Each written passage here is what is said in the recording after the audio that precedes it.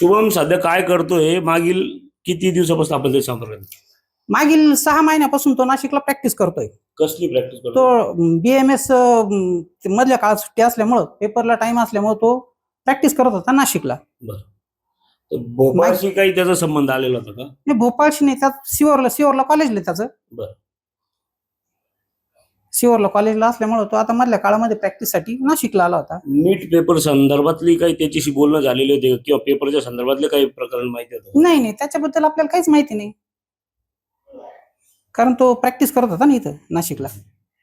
देशभरात जी महत्वाची परीक्षा म्हणून मानली जाते नीटची, यामुळे 23 लाख मुलाची जी आहे ती परीक्षा जी आहे ती रद्द करण्यात आलेली आहे.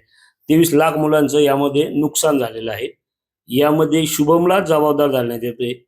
काय तुम्हाला प्रतिक्रिया, काय तुम्हाला काय नाही, वाटतं? तो असं काही करू शकत नाही, कारण तो ज्या वेळेस आपण त्याला संपर्क करायचो, तो नाशिकला प्रॅक्टिसला असायचा हॉस्पिटलला, किंवा मग सायंकाळी घरी असायचा. त्याच्यामुळे त्याचा ह्या प्रकरणाशी काही संबंध असू शकत नाही.